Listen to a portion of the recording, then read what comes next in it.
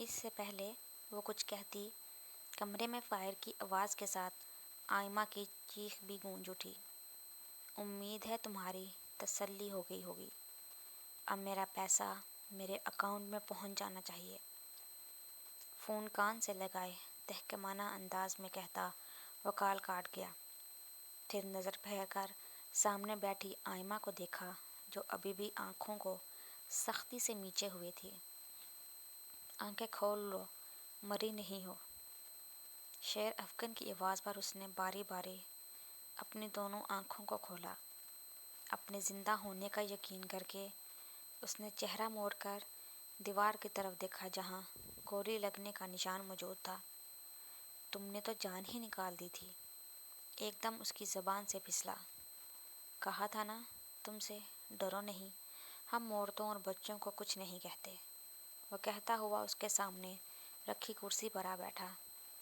آئمہ کو اس کے بدلے ہوئے انداز پر حیرت ہوئی تھی جو تو سے تم پر آ گیا تھا، مگر اس نے چہرے کے تاثرات سے واضح نہیں ہونے دیا۔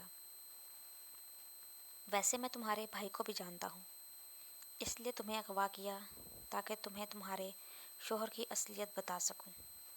اور یہ لگا آئمہ کو ایک اور جھٹکا۔ تم میرے بھائی کو کیسے جانتے ہو؟ میرے خیال سے تم لیاری کی رہنے والی ہو، تو یہ کہ میں بھی لیاری میں ہی رہتا ہوں۔ اکثر تمہیں تمہارے بھائی کے ساتھ آتے جاتے دیکھا تھا۔ جب کبھی تم اسلام آباد سے کراچی آتی تھیں اپنی سوتیلی ماں اور بھائی سے ملنے۔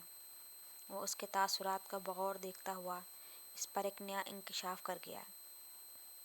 آئمہ حیرت سے اسے سن رہی تھی کہ ماں کے ذکر پر اسے ہسپتال میں موجود جویریہ یاد آ گئی۔ ماما، کیا میں اپنی ماما سے بات کر سکتی ہوں؟ نہیں، ابھی نہیں۔ 3 بجے تمہارا شوہر پیسہ میرے اکاؤنٹ میں بھیج دے گا، اس کے بعد تم یہاں سے جا سکتی ہو۔ وہ کہہ کر اٹھا اور دھیرے دھیرے قدم بڑھاتا اس کے سامنے جا کھڑا ہوا۔ آئمہ نے سر اٹھا کر اسے دیکھا۔ گلے میں ایک گلٹی سی ابھری کہ تبھی شیر افگن نے اس کے چہرے پر آئی لٹ کو کان کے پیچھے کیا اور کچھ بھی کہے بغیر کمرے سے باہر نکل گیا۔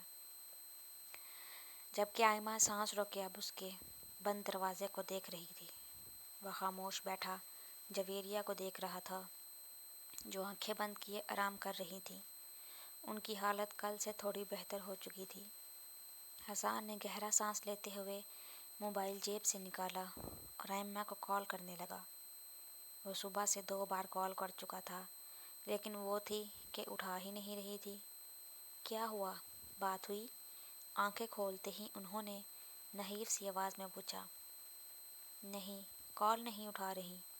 اس نے نفی میں سر ہلایا۔ احتشام کو کال کر کے پوچھو، طبیعت تو ٹھیک ہے نا اس کی؟ جی کرتا ہوں۔ اس بات میں سر ہلاتے ہوئے اس نے اب کی بار احتشام کو کال ملائی جو دوسری بیل پر ہی اٹھا لی گئی۔ ہیلو، اسپیکر سے احتشام کی آواز ابھری۔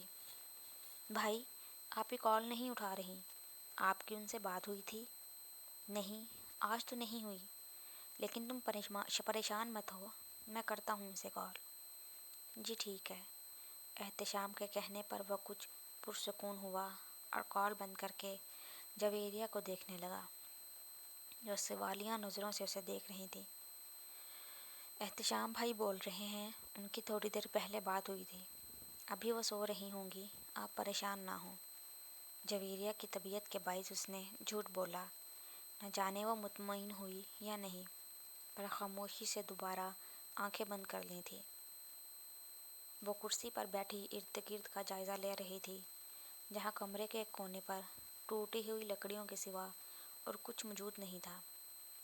سر پر ایک بلب لٹک رہا تھا اور اس کے نیچے رکھی کرسی جس پر وہ بندی بیٹھی تھی۔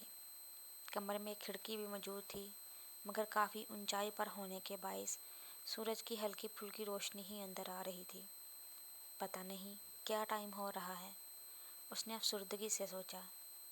شیر افگن اسے آزاد کرنے والا تھا مگر اسے سمجھ نہیں آ رہا تھا اب جائے تو کہاں جائے۔ احتشام اس کے ساتھ ایسا بھی کر سکتا ہے، اسے ہرگز امید نہ تھی۔